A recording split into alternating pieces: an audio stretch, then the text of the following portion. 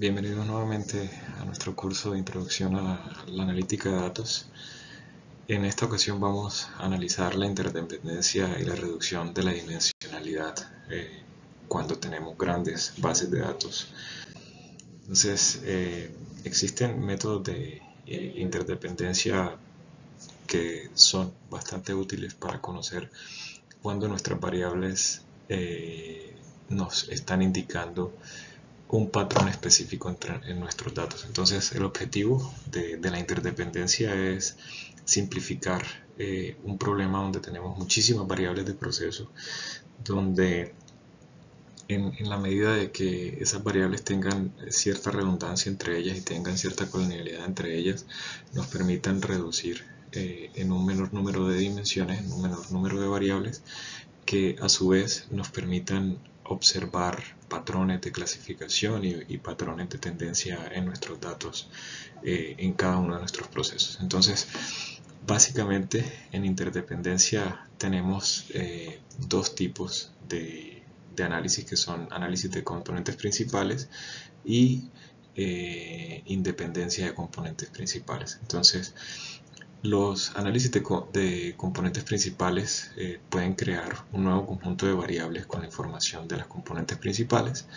Las componentes principales que son ortogonales entre sí no tienen redundancia, o sea, no tienen cierta colonialidad, no depende una de la otra. Y las componentes principales están priorizadas descartando las que menos prioridad tienen, reduciendo la complejidad del modelo. Mientras que el Independence Component Analysis es similar al PCA, pero él lo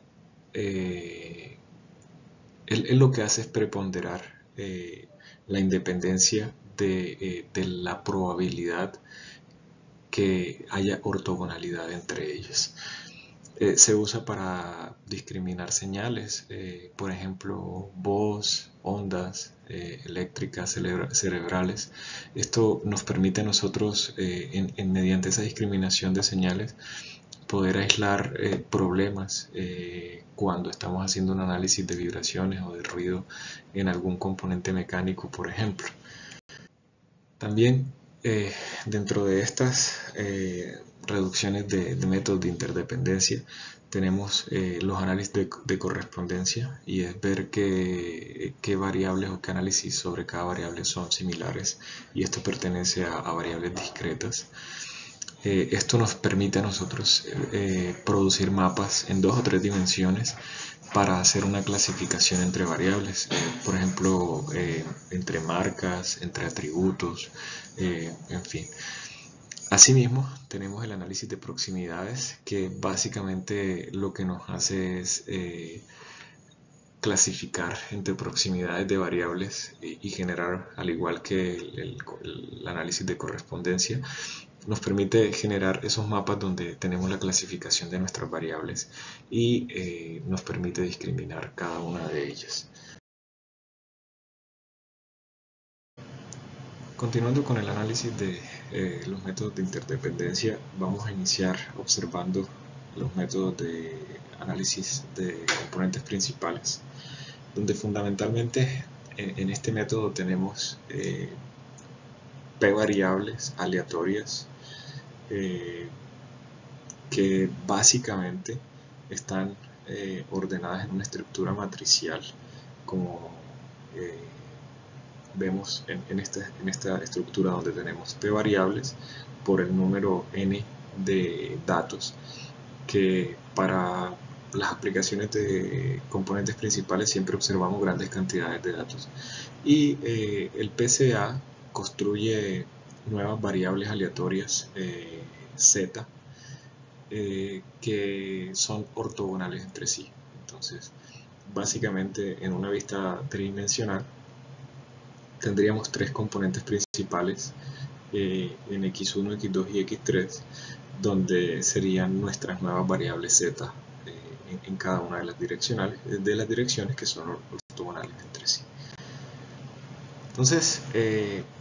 el parámetro o el promedio de las matrices de varianza y covarianza y las correlaciones se define de acuerdo con la siguiente estructura de ecuaciones. Entonces lo que hace es medir la distancia que hay entre una estimación de la variable en x y de cada una de las estimaciones que tenemos en nuestras filas de datos, y nos permite analizar el promedio, la varianza y la covarianza que hay entre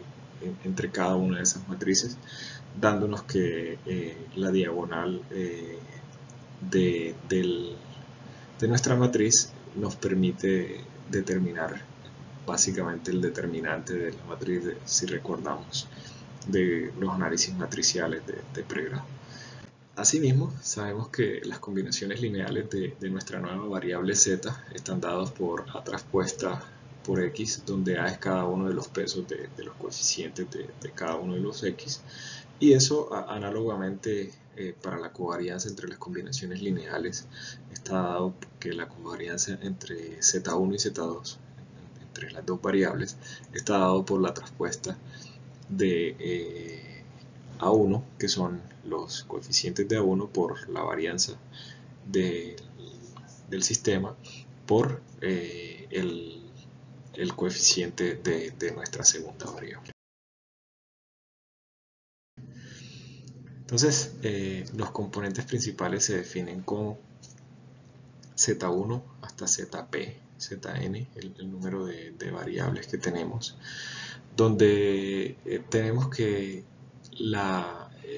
definición de Z1, Zn o Zp es igual a la traspuesta de los coeficientes estimados para cada uno de nuestros x, tal que la covarianza entre ellos es máxima para cada caso. Y sabiendo que cuando tenemos el análisis de la covarianza entre las dos variables, vamos analizando qué tan ortogonales son ellas, y el algoritmo va observando qué tan ortogonales son y nos ayuda a desarrollar nuestro modelo de componentes principales basado en la ortogonalidad que existe entre variables. Entonces, de acuerdo con estos fundamentos, básicamente lo que tenemos es que cada una de esas matrices y las diagonales de las matrices de las ordenadas de mayor a menor van generando nuestros vectores, que son columnas del análisis de esa covarianza que hay, de la varianza y la covarianza que hay entre variables, y nos permite obtener la ortogonalidad entre ellas para observar cuáles variables son ortogonales entre sí y cómo se comportan. Entonces, los componentes principales lo que básicamente consisten es en rotar los ejes de forma en que se alinean cada uno de los vectores propios de las matrices de varianza de nuestras variables, y esas direcciones y esas combinaciones lineales máximas nos permiten a nosotros obtener los vectores de varianza máxima, donde esa acomodación ya nos permite obtener un y sucesivo que genera que los valores propios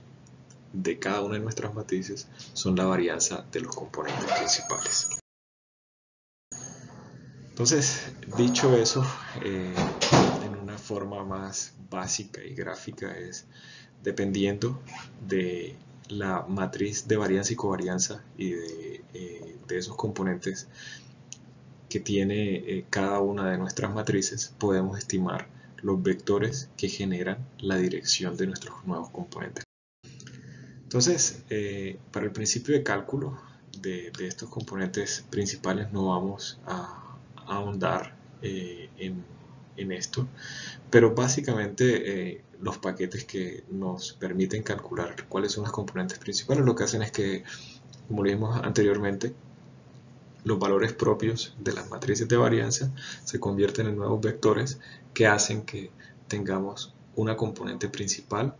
basada en los componentes de los datos que tenemos en nuestra gran matriz de datos.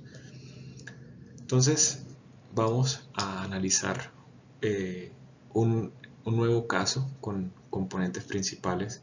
de la calidad de papel que es una variable bastante compleja que tiene muchas dimensiones, en este caso tiene 12 dimensiones, que están dados en blancura, en brillo, en opacidad, en resistencia a la tracción, resistencia al rasgado, doblado, vea, absorción, permeabilidad al aire, rugosidad,